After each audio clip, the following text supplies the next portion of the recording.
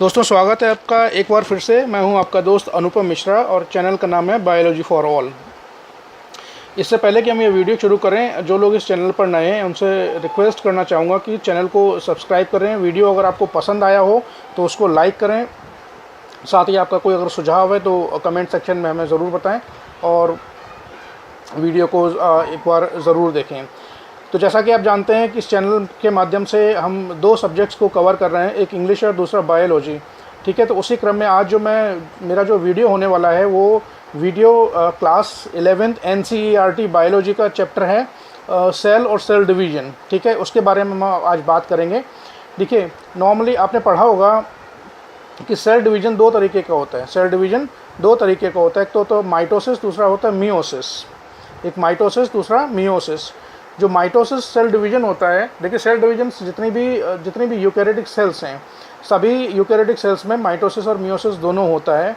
जो eukaryotic cells नहीं है उसमें सेल डिवीज़न तो होता है, लेकिन वो सेल डिवीज़न एग्जैक्टली वो माइटोसिस नहीं होता और वो एग्जैक्टली मियोसिस भी नहीं होता है। उसके बारे में हम अगले वीडियो में बात करेंगे, लेकिन फ़िलहाल इस वीडियो में जो मेरा फोकस रहेगा वो रहेगा माइटोसिस पर, माइटोटिक सेल डिवीज़न पर। ठीक है, तो सबसे पहला पॉइंट है कि माइटोसिस है क्या। माइटोसिस एक इक्वेशनल डिवीज़न है। इक्वेशनल डिवीज़न का मतलब यहाँ पर क्या है कि एक सेल है जो कि डिवाइड होती है और उससे दो डॉटर सेल्स बनती हैं। ठीक है, इसको इक्वेशनल डिवीज़न इसलिए कहते हैं कि जो पेरेंट सेल है उसमें जितने भी नंबर ऑफ़ क्रोमोसोम्स हैं, मान लीजिए अगर हम ह्यूमन की बात कर रहे हैं तो ह्यूमन सेल्स में 46 क्रोमोसोम या कहें कि 23 पेयर ऑफ क्रोमोसोम्स होते हैं। तो जब सेल माइटोटिक डिवीज़न के थ्रू यानी कि माइटोसिस के थ्रू डिवाइड होती है तो दो डॉटर सेल्स बनते हैं और दोनों डॉटर सेल्स आइडेंटिकल होते हैं, बिल्कुल जेनेटिकली आइडेंटिकल होते हैं। ठीक है, तो एक सेल से दो सेल बनती है और इसकी जो खास बात यह है, इंपॉर्टेंट पॉइंट ये है कि इसमें जो क्रोमोसोम का नंबर है वो क्रोमोसोम का नंबर इंटैक्ट रहता है, वो रिड्यूस नहीं होता है। तो अगर पेरेंट सेल में 46 क्रोमोसोम है, अगर ह्यूमन की बात करें तो दो डॉटर सेल्स बनेंगी, दोनों डॉटर सेल्स में क्रोमोसोम का नंबर 46 ही रहेगा। ठीक है, ये एक कॉमन डिवीजन है और होता कहाँ पर है। ठीक है, it occurs in somatic cells. Soma का मतलब होता है बॉडी, कहाँ होता है सोमैटिक सेल्स। बॉडी के जितनी भी सोमैटिक सेल्स हैं, ठीक है, बॉडी के जितने भी टिश्यूज़ हैं उनकी सेल्स हैं।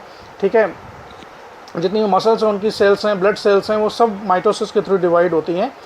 और इसमें जो तीसरा इंपॉर्टेंट पॉइंट है, the chromosome number does not reduce in daughter cells, यानी कि एक पेरेंट सेल से जो डॉटर सेल्स दो बनती हैं उनमें क्रोमोसोम का नंबर रिड्यूस नहीं होता है। वहीं मियोसिस की बात करें, मियोसिस पर मैं बाद में किसी और दिन एक सेपरेट वीडियो बनाऊंगा, क्योंकि मियोसिस अपने आप में एक बहुत बड़ा टॉपिक है और बहुत डिटेल्ड उसमें एक्सप्लेनेशन है, काफ़ी सारी स्टेप्स हैं उसमें। तो मियोसिस को मैं शॉर्ट में बता देता हूँ। मियोसिस को हम रिडक्शन डिवीज़न भी बोलते हैं। रिडक्शन का मतलब है घटना। देखिए उसमें होता क्या है, इसको रिडक्शन डिवीज़न क्यों कहते हैं, क्योंकि इसमें जो पेरेंट सेल हैं, अगर फिर से ह्यूमन का एग्जाम्पल है तो 46 क्रोमोसोम है, तो 46 क्रोमोसोम अगर सेल मियोसिस के थ्रू डिवाइड हो रही है तो 4 डॉटर सेल्स बनेंगी और चारों डॉटर सेल्स में क्रोमोसोम का नंबर आधा आधा होगा, यानी कि क्रोमोसोम का नंबर हाफ रिड्यूस होकर हाफ हो जाता है। तो डॉटर सेल्स में कितने क्रोमोसोम्स होंगे, 23 क्रोमोसोम्स होंगे। ठीक है, ये होता कहाँ है, it occurs in germ cells. जितनी जर्म सेल्स जो बेसिकली गैमेट्स प्रोड्यूस करती हैं, अगर हम बात करें स्पर्म एंड ओवम की, जो सेल्स स्पर्म एंड ओवम बनाती हैं यानी कि मेल और फीमेल गैमेट्स बनाती हैं, उसमें मियोसिस होता है। और तीसरा इंपॉर्टेंट पॉइंट है कि the chromosome number reduces in daughter cells. Chromosome number daughter cells में जाके रिड्यूस हो जाता है, हाफ हो जाता है। तो ये तीन इंपॉर्टेंट पॉइंट है। अगर एग्जाम में पूछा भी जाता है कि मियोसिस और माइटोसिस में डिफरेंसेस बताइए, तो तीन डिफरेंसेस तो मैंने आपको यहीं पर ही बता दिए। ठीक है, अब बात करते हैं भाई माइटोसिस की। उससे पहले हम समझते हैं कि सेल साइकिल है क्या। एक नॉर्मल सेल आप मान लीजिए कि एक हाइपोथेटिकली मान लें कि 24 आवर्स में किस तरह से बिहेव करती है। ठीक है, तो सेल साइकिल बेसिकली है क्या। सेल साइकिल में क्या होता है कि एक सेल जो होती है बहुत सारे इवेंट्स के थ्रू डिवाइड होती है। There are so many events which are interconnected to each other. आपस में इंटरकनेक्टेड वो फेजेस होती हैं। वो कौन कौन सी फेजेस होती हैं अभी हम इसके बारे में बात करेंगे। ठीक है, बहुत सारी इवेंट्स होती हैं जिनके थ्रू एक सेल जो है डिवाइड होती है और डिवाइड होने से पहले उसका जो जेनेटिक मटेरियल उसको वो डबल कर लेती है और साथ साथ उसके जितने भी सेल ऑर्गेनेल्स पाए जाते हैं वो सारे के सारे सेल ऑर्गेनेल्स भी इक्वली डिवाइड हो जाते हैं और एक सेल दो डॉटर सेल्स में डिवाइड हो जाती है through a series of events. ठीक है, इसकी डेफिनेशन मैंने यहाँ पर लिखी हुई है और अगर आप डेफिनेशन के साथ जाना चाहते हैं, मान लीजिए 1 नंबर का क्वेश्चन आता है तो 1 नंबर के क्वेश्चन में आप इसको लिख सकते हैं और इसको लैंग्वेज को आप अगर मॉडिफाई करना चाहें तो वो भी कर सकते हैं। ठीक है, अब बात करते हैं फेजेस ऑफ सेल साइकिल, यानी कि एक 24 आवर्स में एक सेल किस तरह से बिहेव करती है, कौन कौन सी फेजेस हैं जिसके थ्रू एक सेल बिहेव करती है। तो सबसे पहले मैं यहाँ पर एक सर्कल बनाता हूँ यहाँ पर, ठीक है, आपको समझाने के लिए एक सर्कल बनाता हूँ।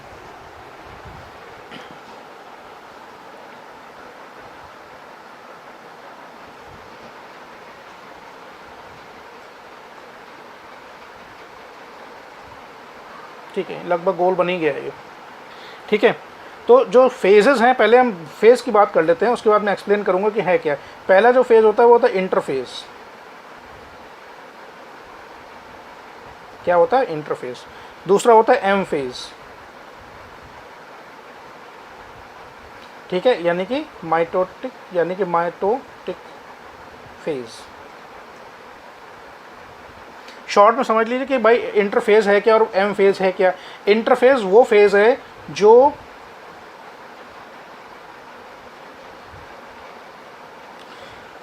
दो सेल डिवीजन के बीच का जो फेज है, दो सेल डिवीजन के बीच, यानी कि एक सेल एक डिवाइड हो गई, एक से दो सेल बन गई, और उसके बाद जो अगला सेल डिवीजन है उसके बीच का जो फेज है, इंटर का मतलब बीच में होता है, ठीक है, मिडिल में, उसका बीच जो बीच का फेज है उसको हम बोलते हैं इंटरफेज। नेक्स्ट होती है एम फेज। एम फेज यानी कि mitotic phase. M phase actually वो फेज है जहाँ पर सेल एक्चुअली डिवाइड होती है। ठीक है, तो अगर 24 आवर्स को हम इसको एक मान लें, इसको एक सेंटर पॉइंट इसका मान लें, तो सेल किस तरह से बिहेव करती है। तो पहला तो हमने क्या बताया कि पहला होता है भाई इंटरफेज। ठीक है, ये इंटरफेज जो है लगभग 95% टाइम पूरे सेल साइकिल का लेती है, यानी कि एक सेल साइकिल को अगर 24 आवर्स का मान लें तो लगभग मान के चलिए 20 से लेकर 22 घंटे इंटरफेस, उसमें इंटरफेस 24 घंटे में से 20 से 22 घंटे लगभग इंटरफेस को पूरा होने में लग जाते हैं। ठीक है, 23 आवर्स भी हो सकते हैं। जो एक्चुअल सेल डिवीजन है इसको हम बोलते हैं एम फेज। एम फेज लगभग 1 से 1.5 घंटे में पूरा हो जाता है, 1 to 1.5 आवर्स। ठीक है, इसको 23 भी कर सकते हैं, थोड़ा सा वेरिएशन रहेगा। ठीक है, तो इंटरफेस सबसे बड़ी फेज़ है, यानी कि सेल और हमेशा ये बात तो पक्की है कि सेल हमेशा डिवाइड नहीं हो सकती है, लगातार कंटिन्यूसली डिवाइड नहीं हो पाती है, क्योंकि बहुत सारी रिक्वायरमेंट्स हैं सेल को डिवाइड करने से पहले, बहुत सारी चीज़ें हैं, बहुत सारी प्रिपरेशन है जो सेल को करनी पड़ती हैं, उसके बाद ही सेल डिवाइड होती है। दूसरा होता है एम फेज, जिसको बोलते हैं माइटोटिक फेज़, जो कि बहुत शॉर्ट होता है, लगभग 1 घंटे में वो पूरा का पूरा फेज़ पूरा हो जाता है। ठीक है, तो अगर इसको सर्कल से समझाने की बात करें तो इंटरफेज में क्या क्या फेजेस आती हैं। ठीक है, तो मैं यहाँ पर इसको आपको समझाने की कोशिश करता हूँ। यहाँ पर इस फेज को बोलते हैं G1 फेज। क्या बोलते हैं? G1 phase. ठीक है, यहाँ पर G का मतलब क्या है? गैप। G1 फेज का मतलब गैप 1 फेज। ठीक है, उसके बाद आता है एस फेज।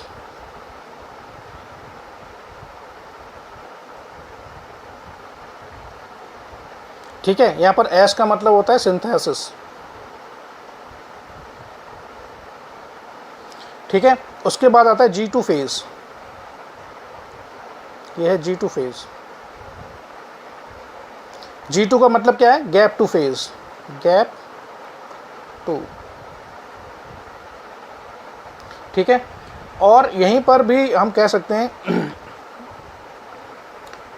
इसको यहाँ पर बना सकते हैं, ये होता है G0 फेज।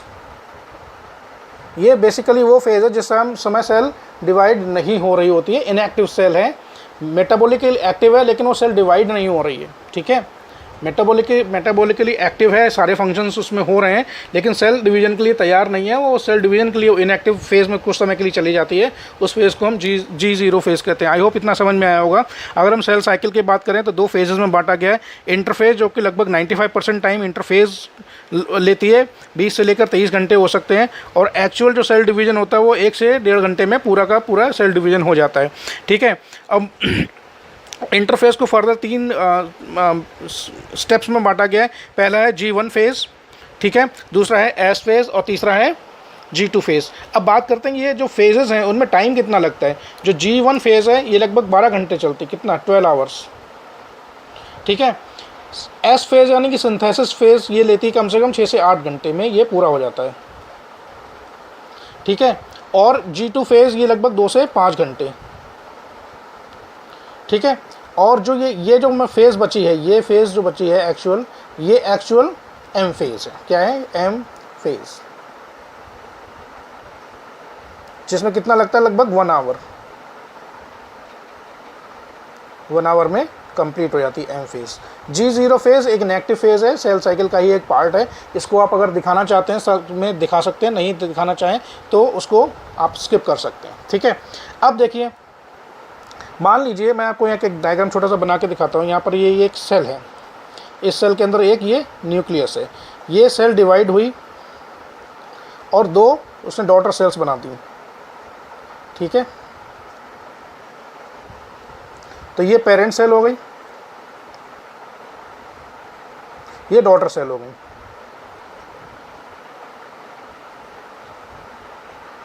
ठीक है। मान लीजिए इसमें 2n क्रोमोसोम, 2n का मतलब होता है देखिए डिप्लॉयड सेल है, ठीक है। n represents 1 set of chromosome, ठीक है। n अगर है तो हैप्लॉइड है, 2n है तो डिप्लॉयड है, 3n है ट्रिप्लॉयड है, ये आपने पढ़ा होगा। और इससे कितनी बनी? 2 डॉटर सेल्स, दोनों की दोनों डॉटर सेल्स 2n ही रहेंगी। जैसा कि मैंने बताया माइटोसिस में क्रोमोसोम का नंबर रिड्यूस नहीं होता है, कि अगर पेरेंट सेल डिप्लॉयड सेल है तो डॉटर सेल भी डिप्लॉयड सेल ही होंगी, क्रोमोसोम का नंबर रिड्यूस नहीं होगा, पहला पॉइंट। दूसरा पॉइंट क्या है कि एक सेल से 2 डॉटर सेल्स बनती हैं जो कि जेनेटिकली आइडेंटिकल होती है। जेनेटिकली आइडेंटिकल का मतलब क्या है कि इसके अंदर जो जेनेटिक मटीरियल है उसमें कोई चेंज नहीं हुआ है, वो एज इट इज़ डबल होने के बाद आधा आधा दोनों में डिवाइड हो गया है। और इसी वजह से वो जब 2 डॉटर सेल बनी उन दोनों डॉटर सेल में वो आधा आधा बराबर डिवाइड हो गया, ठीक है। तो अब ये देखने में और बनाने में तो बड़ा आसान है, लेकिन इसको हम 2 तरीके से समझ सकते हैं। ये इसकी भी 2 फेजेस हैं। सबसे पहला होता है, सेल डिवीजन के 2 पार्ट हैं।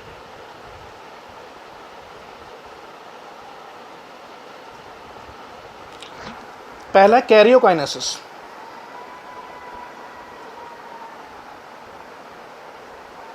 कैरियन का मतलब होता है न्यूक्लियस,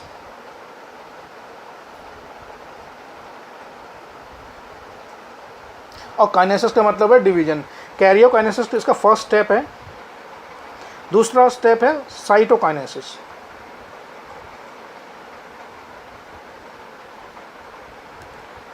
साइटो का मतलब साइटोप्लाज्म, ठीक है। तो हर सेल चाहे वो माइटोसिस हो या फिर वो मियोसिस हो, दोनों फेजेस उसमें कॉमन है। कैरियोकाइनेसिस का मतलब होता है सबसे पहले, कैरियन का मतलब न्यूक्लियस उसको डिवाइड होगा, ठीक है। न्यूक्लियस डिवाइड होने का मतलब न्यूक्लियस में बेसिकली क्या होता है? जेनेटिक मटेरियल होता है। In most of the cell DNA is the genetic material. ज़्यादातर सेल्स में यूकैरियोटिक सेल्स में डीएनए ही जेनेटिक मटेरियल है। उसके बाद क्या होता है? कैरियोकाइनेसिस। कैरियोकाइनेसिस के बाद क्या होता है? साइटोकाइनेसिस, यानी कि साइटोप्लाज्म का डिवीजन, ठीक है। तो ये बात हो गई इंटरफेस की। कैरियोकाइनेसिस आई होप आपको समझ में आया होगा, साइटोकाइनेसिस आपको समझ में आया होगा, ठीक है। अब बात करते हैं जो ये फेजेस हैं इनमें एक्चुअली होता क्या है। बात करते हैं पहले G1 फेज की।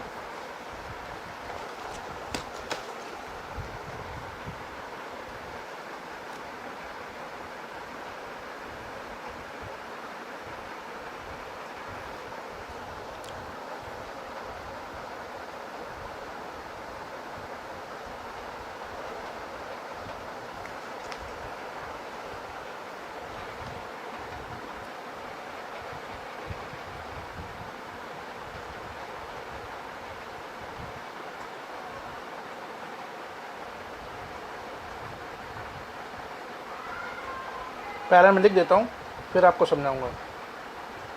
देखिए, इंटरफेस जैसा कि मैंने बताया सबसे बड़ी फेज़ है, कम से कम 20 या 22 से 23 घंटे इस इंटरफेस में लगते हैं, जो कि कन्वीनियंस के आधार पर हमने इसको स्टडी के पॉइंट ऑफ व्यू से 3 फेजेस में बांटा गया है। इसको पहले G1 फेज़ यानी कि गैप 1 फेज़ में होता क्या है। देखिए, मैंने बोला कि न्यूक्लियस डिवाइड होता है और न्यूक्लियस में क्या होता है? Genetic material. और मोस्ट ऑफ द सेल्स में जेनेटिक मटेरियल क्या है? डीएनए है। आरएनए भी हो सकता है, ठीक है। आरएनए और डीएनए बने किससे? वो न्यूक्लियोटाइड से बने, ठीक है। ये न्यूक्लियोटाइड्स के बारे में आपकी बुक में एक चैप्टर है, उसको आपने आई होप पढ़ा होगा। मैं इसके बारे में भी एक अलग से एक सेपरेट एक वीडियो बनाऊंगा, ठीक है। तो न्यूक्लियोटाइड्स बनेंगे, न्यूक्लियोटाइड्स बनेंगे जब ज़्यादा बनेंगे तभी तो फिर वो डीएनए सिंथेसिस में काम आएंगे, क्योंकि डीएनए का अमाउंट डबल होगा तभी वो आधा आधा डिवाइड हो पाएगा। ठीक है। दूसरा होता है अमीनो एसिड्स। अमीनो एसिड्स क्या होते हैं? अमीनो एसिड बेसिकली जितने भी प्रोटीन हैं वो सारी की सारी अमीनो एसिड्स के कॉम्बिनेशन से बनती हैं। और प्रोटीन क्या है? प्रोटीन एंजाइम्स का काम करते हैं। सेल में प्रोटीन क्या काम करते हैं?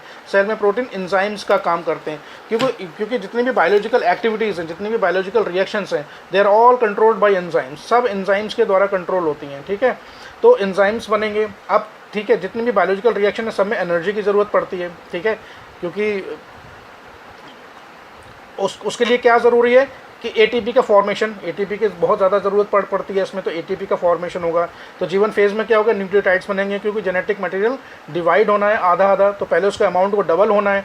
डबल कैसे होगा? जब नए न्यूक्लियोटाइड्स बनेंगे, सिंथेसाइज होंगे न्यूक्लियोटाइड्स। ठीक है। कार्बन और नाइट्रोजन के कंपाउंड्स होते हैं, इसके लिए अलग एक सेपरेट मैं वीडियो बनाऊंगा किसी और दिन। अमीनो एसिड्स मिलकर क्या बनाते हैं? प्रोटीन बनाते हैं। और प्रोटीन सेल्स में क्या काम करती हैं? एंजाइम्स का काम करती हैं। एटीपी फॉर्मेशन जरूरी है, क्योंकि एटीपी की इसमें बहुत ज़रूरत पड़ने वाली है। दूसरा मैंने बोला कि एस फेज़। एस फेज़ क्या है?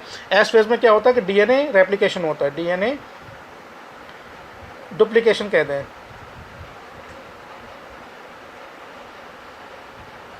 ठीक है।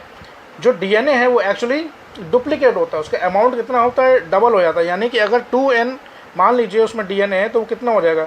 4n हो जाएगा। डिप्लॉयड सेल से उसका डबल अमाउंट हो जाएगा।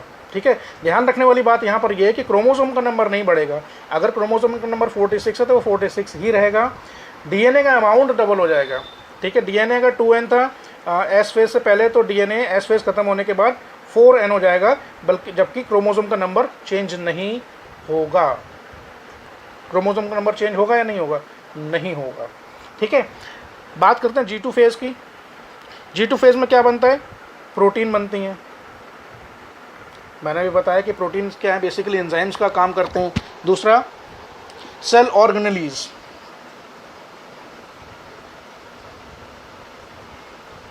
सेल ऑर्गेनेलीज क्यों बनेंगी भाई? जब एक सेल से दो सेल बनेंगी तो जितने भी सेल ऑर्गेनेलीज हैं, सेल ऑर्गेनेलीज में क्या आता है? राइबोसोम्स आते हैं, माइटोकॉन्ड्रिया आता है, गोल्जी कॉम्प्लेक्स है। ठीक है। अगर प्लांट सेल है तो उसमें प्लास्टिड्स होंगे। ठीक है। तो वो सारे के सारे सेल ऑर्गेनेलीज डबल होती हैं। डबल कैसे बनेंगे? वो अपने आप को सिंथेसाइज होते हैं वो। ठीक है। वो जितना भी उसमें एलिमेंट्स पाए जाते हैं उनका डबल होना भी ज़रूरी है, तभी तो वो इक्वल आपस में डिवाइड होकर एक सेल से दो सेल बनेंगी, तभी उनमें बराबर अमाउंट पहुंचेगा। क्योंकि अगर ये प्रोसेस बिल्कुल एक बहुत ही कोऑर्डिनेटेड तरीके से चलता है, अगर ये कोऑर्डिनेटेड तरीके से नहीं चलेगा तो क्या होगा कि एक सेल में तो अमाउंट ज़्यादा पहुंच गया, दूसरे सेल में अमाउंट कम पहुंचेगा। तो ये डीएनए का रेप्लिकेशन का हो या डुप्लीकेशन का हो, इतना बहुत ही ज़्यादा प्रिसाइज वे में होता है कि इतना प्रिसाइज वे में होता है कि इसमें जो एरर की गुंजाइश है वो बिल्कुल ना के बराबर होती है। अगर कोई एरर हो जाती है तो उसको म्यूटेशन बोलते हैं। ठीक है। म्यूटेशन के बारे में आपने ज़रूर पढ़ा होगा, नहीं पढ़ा है तो आप गूगल में सर्च करके या बुक्स में थोड़ा सा म्यूटेशन के बारे में जानकारी ले सकते हैं कि डीएनए के डुप्लीकेशन के समय इतना प्रिसाइज वे में, इतना कोऑर्डिनेटेड वे में ये डीएनए का रेप्लिकेशन होता है कि उसमें गलती की गुंजाइश कहीं पर होती ही नहीं है। इन केस कोई एरर हो जाता है डुप्लीकेशन के टाइम पर, कोई चीज़ ऐड हो गई या कोई चीज़ वहाँ से डिलीट हो गई, दैट कॉजेज म्यूटेशन, उसकी वजह से म्यूटेशन हो जाता है। और G2 फेज़ में मैंने बताया प्रोटीन, जितनी भी नेसेसरी प्रोटीन है सबका सिंथेसिस होता है, और जितनी भी सेल ऑर्गेनेलिज्म वो सारी की सारी डबल हो जाती हैं। ठीक है। अब बात करते हैं कि जो एक्चुअल माइटोसिस है वो है क्या। अब यहाँ पर बात करेंगे माइटोसिस के बारे में।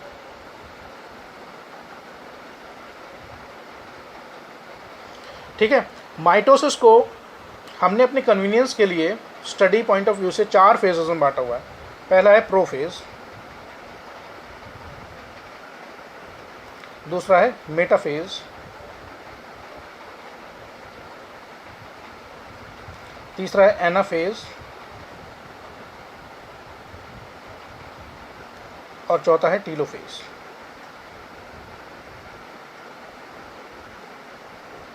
ठीक है। 4 स्टेजेस हैं, प्रोफेज, मेटाफेज, एनाफेज, टीलोफेज। जिस सीक्वेंस में लिखी हैं ये इवेंट्स उसी सीक्वेंस में होती हैं।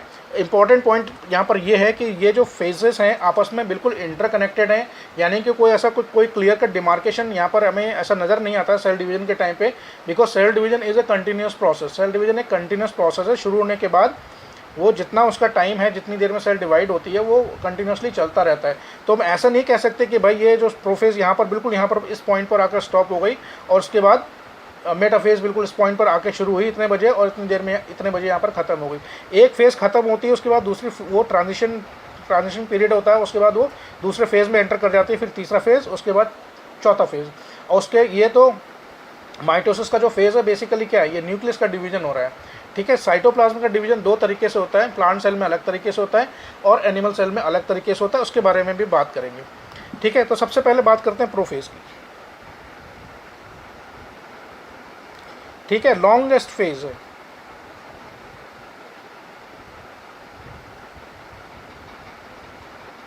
Of mitosis. ये माइटोसिस का सबसे लंबा फेज है और लगभग कितने मिनट लगते हैं इसको, 50 मिनट लगते हैं कंप्लीट होने में, अप्रॉक्सीमेटली 50 मिनट्स लगते हैं इसको कंप्लीट होने में। ठीक है, कन्वीनियंस के लिए हमने प्रोफेज को 3 फेजेस में बांटा है। अर्ली प्रोफेज,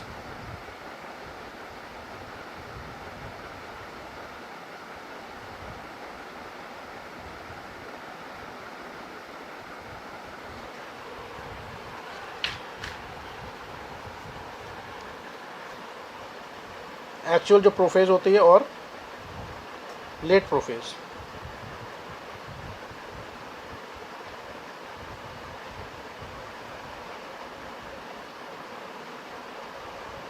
ठीक है, ये भी एक कंटिन्यूस प्रोसेस है, इसमें कोई क्लियर कट डिमार्केशन नहीं है कि ये अर्ली प्रोफेज है, ये एक्चुअल प्रोफेज कंटिन्यू हो रही, फिर ये लेट प्रोफेज है।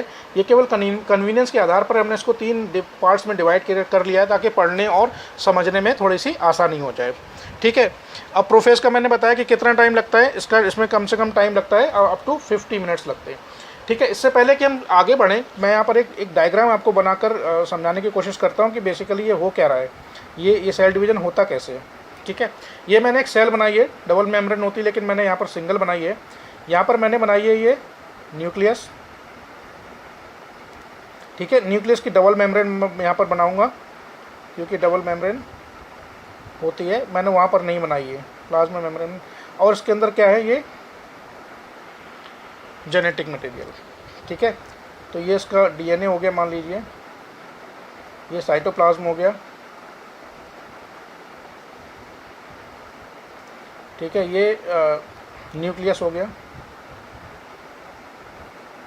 और इसकी ये प्लाज्मा मेम्ब्रेन हो गई।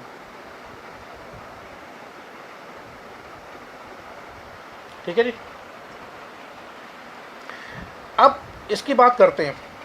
अब ये बेसिकली हो क्या रहा है, माइटोसिस शुरू हो गया। सबसे पहला फेज़ कौन सा, प्रोफेज को हमने कन्वीनियंस के लिए हमने 3 फेज़ में बांट लिया है, 2 में बांट सकते हैं आप, चाहे तो अर्ली प्रोफेज और लेट प्रोफेज, क्योंकि ये कंटिन्यूस प्रोसेस है। सबसे ज़्यादा टाइम इसी में लगता है। कितना टाइम लगता है, सबसे ज़्यादा टाइम इसी में लगता है। ठीक है, अच्छा, इसमें एक स्ट्रक्चर और होती है जो कि खास आपको ध्यान रखने वाली बात है। यहाँ पर मैं बना देता हूँ आपकी सुविधा के लिए।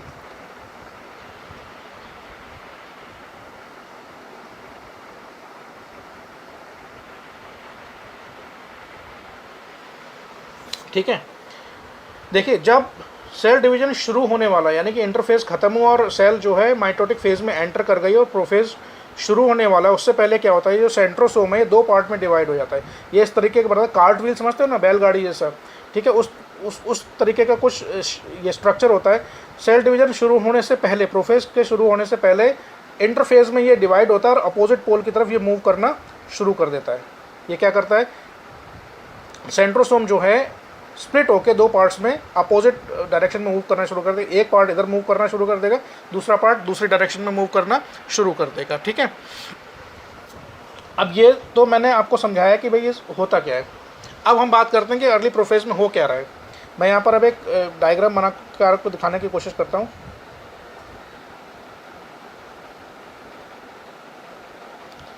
ये सेल है, इसकी ये प्लाज्मा मेम्ब्रेन है। ठीक है, ये मैंने इसके अंदर न्यूक्लियस थोड़ा सा बड़ा बनाया है इस बार आपको दिखाने के लिए।